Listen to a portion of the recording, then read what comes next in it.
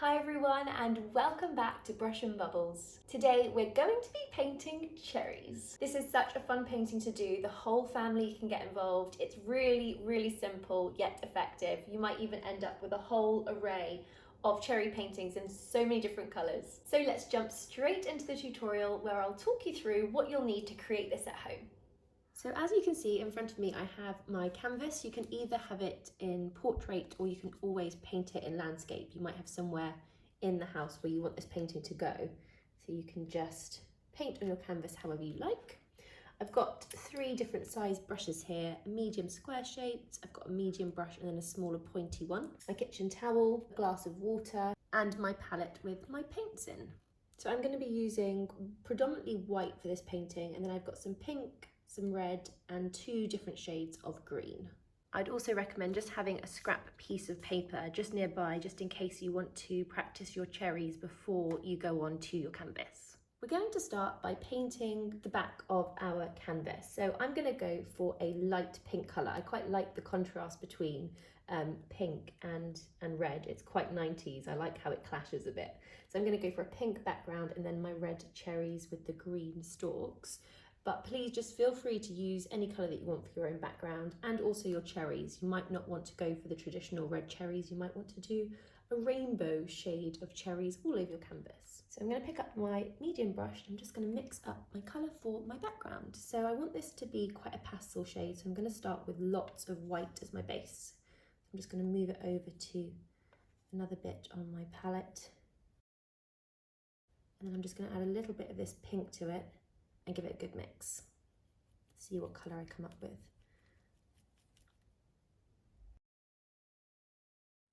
So I've got a very pastel shade of pink here and I just want to darken it up slightly. So I'm just going to keep adding the pink until I'm happy with the shade.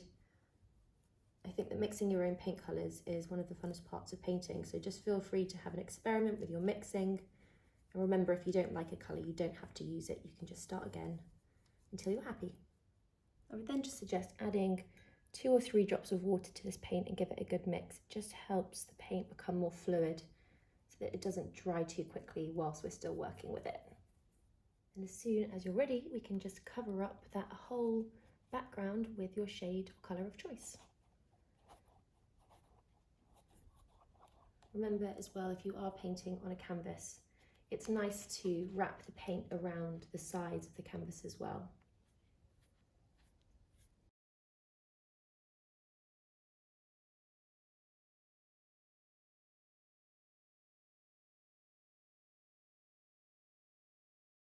Once you've finished covering up your background colour, you can just give your medium brush a good wash.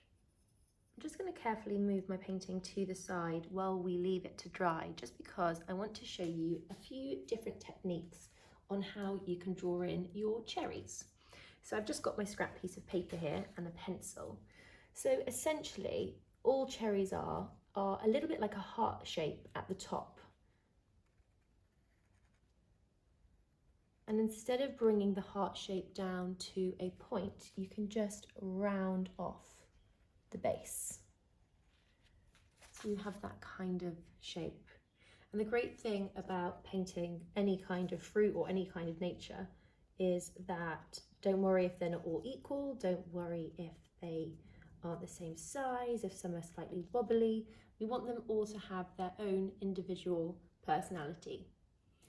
So the other thing we can think of is sometimes cherries come in a pair together and sometimes they're just by themselves. So what I like to do is just have a variety within the painting, just keeping with that same kind of theme. And then what we can do is we can add a stalk coming out the top. It sort of bends a little bit like a triangle when it's meeting the other cherry. And then sometimes it has a little bit of a thicker bit at the end, which we can just do with our paint. And then for the cherries by themselves, they just have the one stalk coming out of the top. So they're actually really lovely fruits to paint, just in terms of the shapes of them. They are quite simple. So I would give this a little practice while you're waiting for your painting to dry if you want to. And then as soon as you're happy, we will move on back to our canvas. As soon as our canvas is nice and dry, we can now move on to painting in our cherries. So moving over to my palette, I've got my red paint here. And what I want to do is I just want to add a little bit of white paint into it, just a tiny bit. I've just picked up my medium, smaller pointy brush. And all I'm going to do is pick up some of this red. I'm just going to move it over to a different dish in my palette.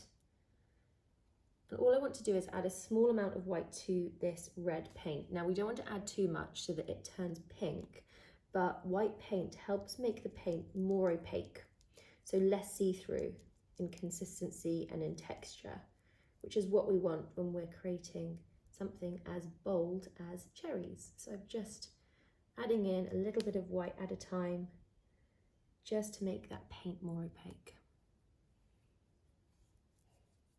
And then again, I would just add a couple of drops of water into this mixture, really stir it in. Again, just so that the paint doesn't get too dry while we're working with it. Again, if you want to practice this first on your scrap piece of paper, then I would always recommend it. It's just quite nice to sort of have a go first before we move on to our canvas. So all we're going to be doing is creating that same shape that I showed you before, using that heart-like sort of shape at the top and then just rounding it at the base.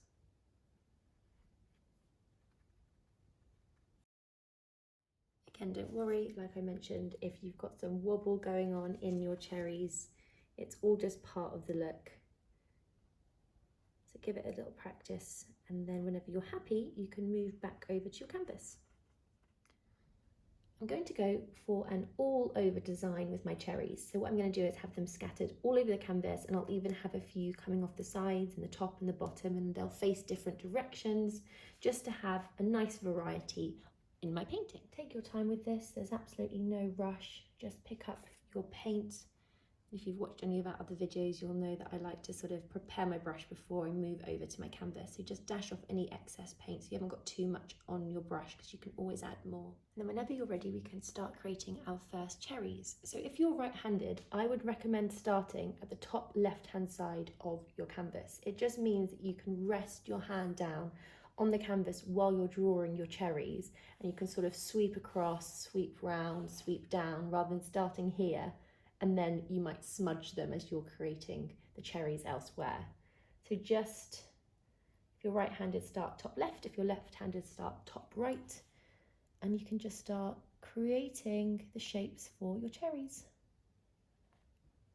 Just with that heart-like shape at the top, sweeping it around. And then you can fill it in. And the nice thing about this is you can be quite thick with your paint if you want to. You can be really textured with it. I would always start slightly smaller than you maybe intend for your cherry to be, just because it naturally does just get bigger and bigger as we try and amend the edges. So I might do 2 up here.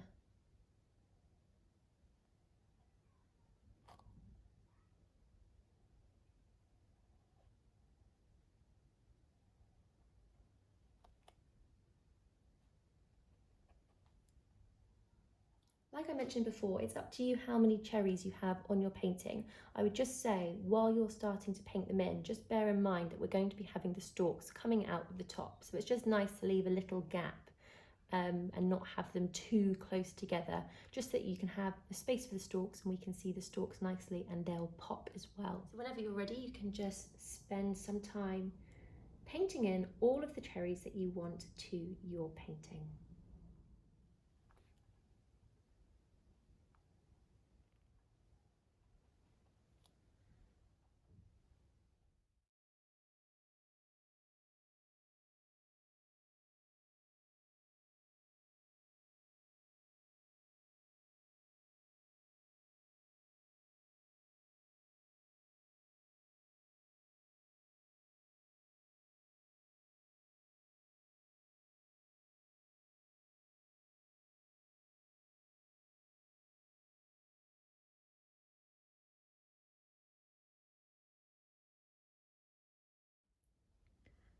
So as soon as you've added in all of your cherries, we just want to give our brush a really good wash, and we're going to leave them to dry.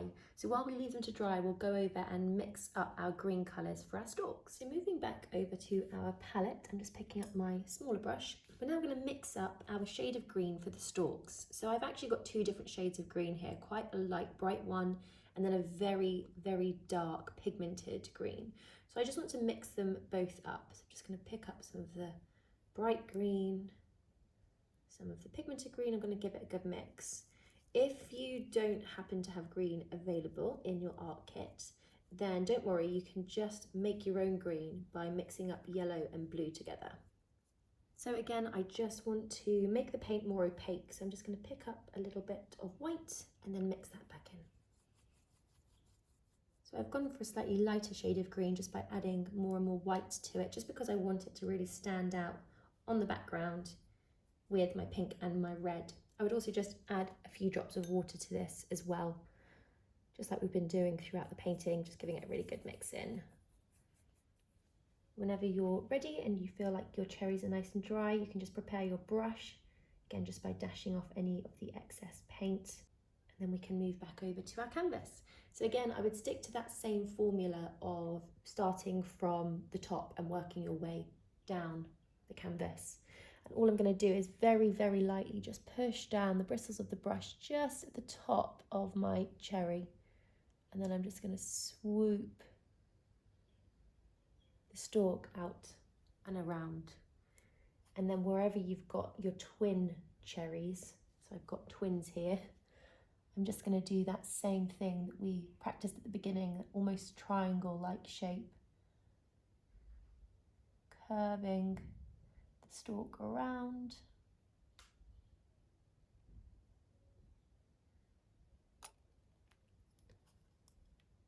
And then you can bring the other one up to meet it.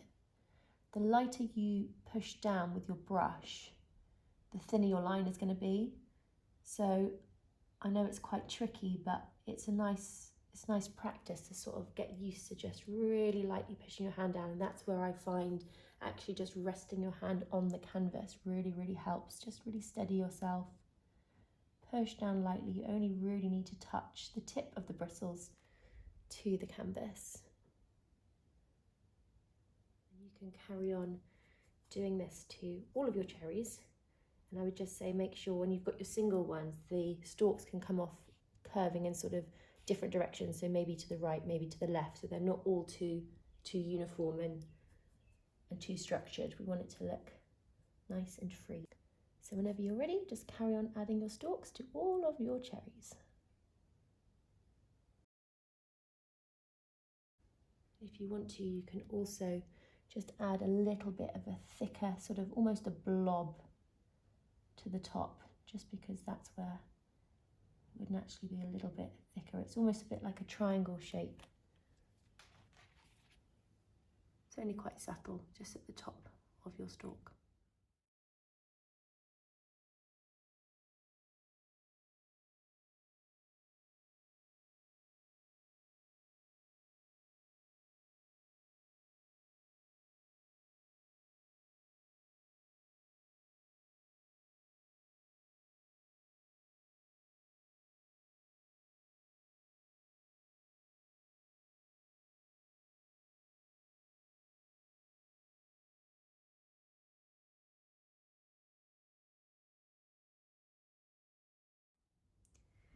As a last finishing touch to our painting, we just want to add a little bit of shine to our cherries. So I'm just going to pick up one of my smaller brushes and moving back over to the red paint that I used to paint the cherries with to start with, I'm just going to pick some of this up, move it over to a different part of my palette, and I'm just going to add some white paint to this. We want to lighten it up quite a lot.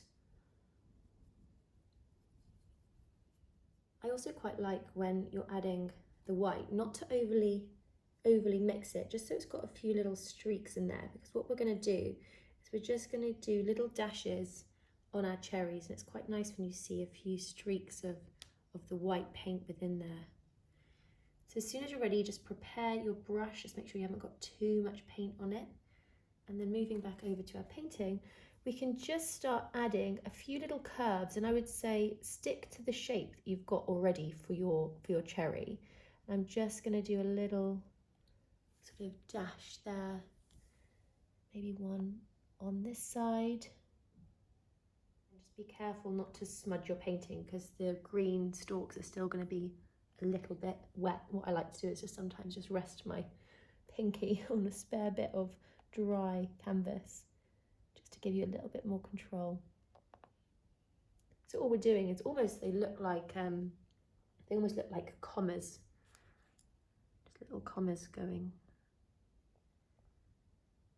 around the top section of the cherries, and you'll see it just gives it that little pop of highlight, makes them look nice and shiny.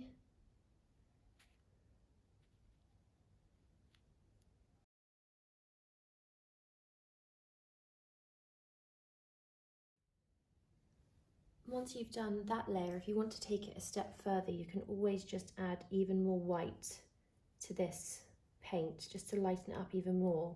And then maybe not on all of them, but on some of them you can just go back in and add another layer on top of the more lighter shade, just to give that extra shine to a couple of them. See, you might like it, you might want it on all of them, then you can go around and just go over the top of the last shape you did. Again, I haven't overly mixed this paint just because I think it's quite nice when it's a bit streaky, makes it look like real shine.